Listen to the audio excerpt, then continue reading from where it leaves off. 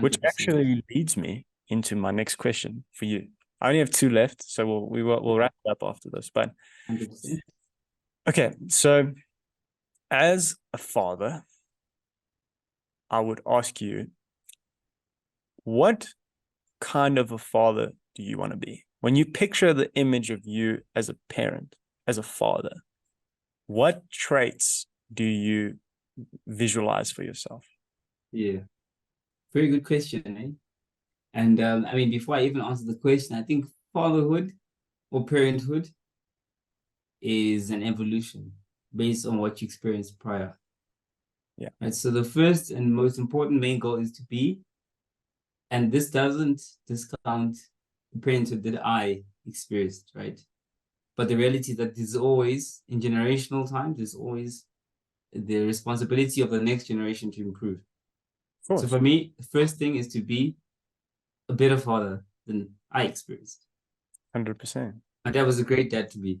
No, I really adore him till today.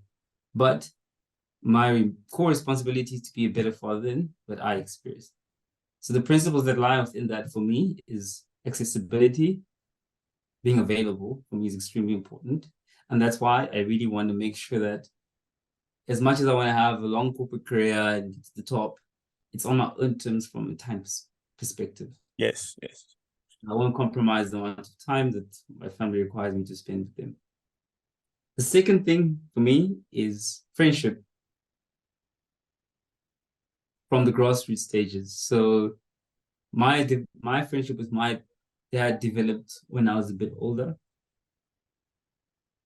But the friendship that I want to develop with my daughters is one that starts at infancy, or the toddler stage. I want to grow up a friend with them throughout. Yeah. And last but not least is the integration of what I do and giving them access to see what I have to do on a daily basis to keep up the household. So, for example, like I use an example now with Shiloh. Shiloh now has taken over the responsibility of feeding my dog. I love that. So I when love I wake up, Great move. when I wake up, she wakes up, we go to the pantry, takes the cup, she scoops the dog food, she puts it in the dog bowl.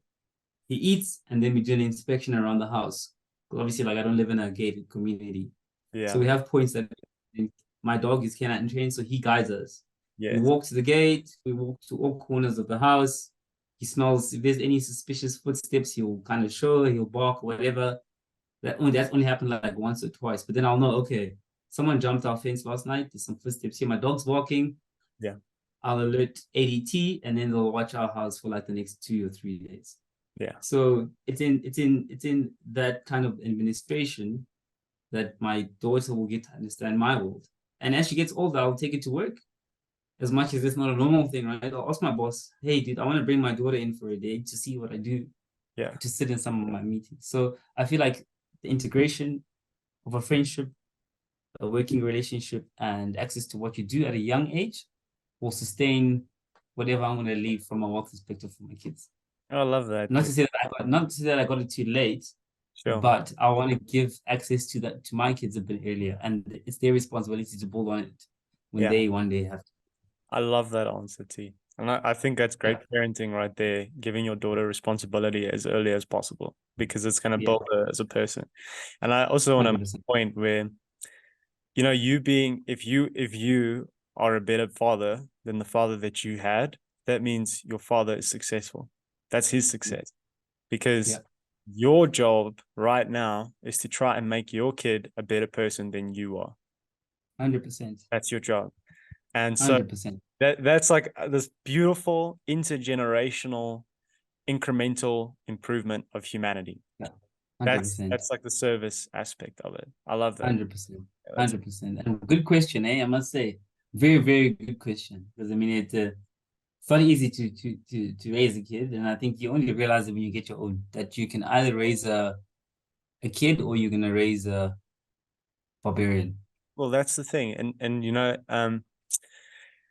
I mean, I've thought about it because I'm like I have my dogs, which is obviously not the same, but I'm Yeah, trying to teach them to be better And because everyone always complains about poorly behaved dogs, but no one talks about the owners that raise those dogs. Yeah, You know, yeah. it's the same with parents and children.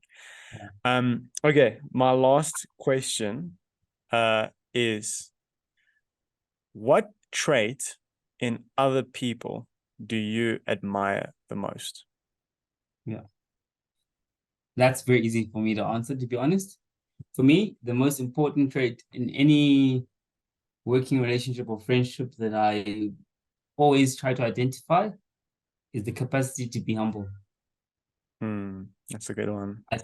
Yeah, the capacity to be humble, because that gives you access to a whole different level of conversation, a whole different level of engagement, and a whole different level of experiencing the person you're engaging with.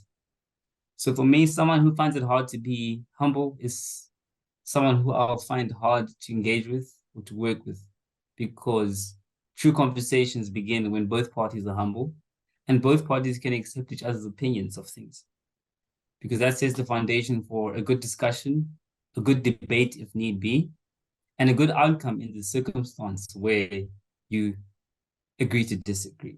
Yeah. Yeah. So for me, humility is the first and most important before anything. Yeah. It's That underrated. is that's the most important thing. It's a underrated trait. It's beautiful. Yeah. And yourself, what would you say is the most important you engaging with someone that you try to identify? You know what? Obviously, like something you said earlier, it always changes as you age, eh? You know, it changes. I would say for the last couple of years, it was authenticity.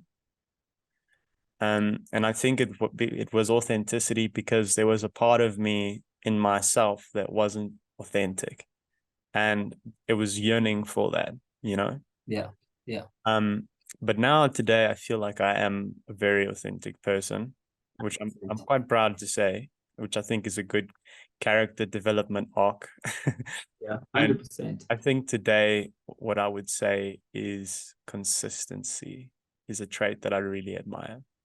And I've got a little story to like explain this, but when I was at school, I always used to admire the person who didn't have to try, who was really good.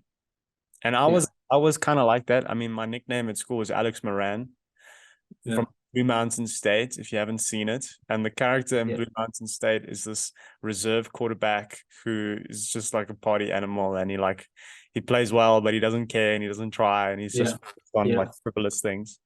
And that was me to a certain extent at school. I had some decent talent in sports, but I never really applied myself. Yeah. Same academically, I did all right, but there was so much more there that I could have done. And Yeah. and today I try and pride myself on being consistent. So every day I just want to show up and do the work and just be Yeah. me. And I view every day as a day in my life, you know. So Yeah. Saturday and Sunday is not different from Monday and Tuesday for me. Yes, there's rest and there's action, but the Yeah. same character every day, you know. So consistency, I would say. And what you've said there is so important, right? And if I could just finish off by saying, especially about standing out, like I spent some time studying what it takes to stand out. The people that stand out most are the ones who are most themselves, because when you are yourself, you become an outlier. Mm. You might be excellent, but if you're going to be like everyone else, the ability for you to stand out is marginalized. Yeah. So being excellent and being yourself is the perfect combination to standing out and getting exposure to the people that you want Yeah. to give you attention. Yeah. But it's not easy to be authentic. It's not easy to be yourself because it requires you to deviate from the norms. So I like how you've answered that, right? And I think it's an amazing goal that you've achieved, because now you're comfortable in being yourself, and people will more easily notice you when you bring excellence to the table. I really appreciate that. Yeah, that means a lot. Like Yeah. it was a big, you know what, like you and we talk, and I think we will continue to talk about this Yeah. because it's part of our lives. But that listening to your inner voice for me, it's quite synonymous with authenticity and Yeah. intuition.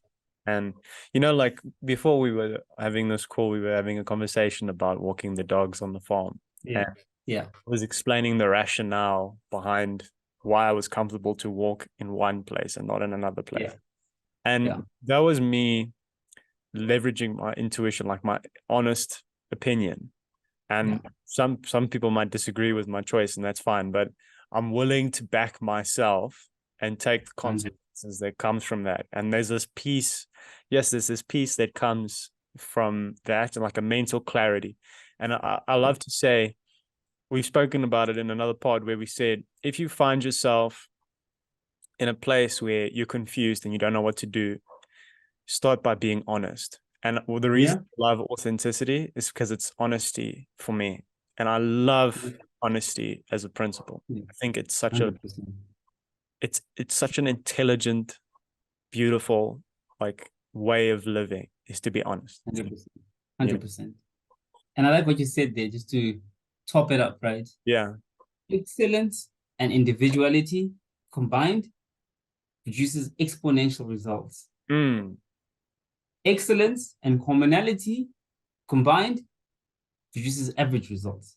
Yes, that's a great. So it is up to every individual to be the individual that they're supposed to be, and combine it with your excellence if you really want people to give you the attention you need in order for you to leapfrog your career, leapfrog your business, or get the attention that you need to achieve what you want.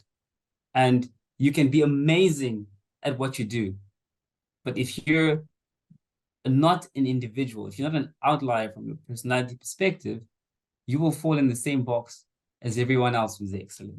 Exactly. So in summary, there's many excellent people out there. Yeah. However, the ones that stand out are the ones who are excellent, but express individuality of themselves, because that is what makes you different from everyone around you. Yeah, I love that. That's what outstanding. Like, that's why on the hierarchy of rankings, you've got good, great, excellent, and then right at the top is outstanding, stand out, outstanding. 100%. So you've actually laid that out in a way that I haven't thought about it before. Is when you combine individuality and excellence, you get outstanding. That's so cool. A great way. Yeah. So yeah, you're on the way there, and I'm proud of like how I've seen you develop, over the last couple of months. And through your development, I've learned so much, And through us storing knowledge on this podcast, I believe that will help others. But in turn, the main purpose of this is to help ourselves. So I think that wraps us up. Yeah, great place to wrap it up. Episode. Yeah. I just want to thank you for your time, Alex, your great engagement and your conversations. And I look forward to hundreds and thousands of more of these going into the future, 100%. Yeah, also, I just want to say it's a pleasure and a privilege to speak with you about these things. And to anybody that's listening, that's made it this far, thank you for your time. We really appreciate it. And lots of good content coming up ahead. All right, everybody. Cool. Thanks for that. Peace. Thanks, Alex. Just two guys storing knowledge for later. Yeah, beautiful.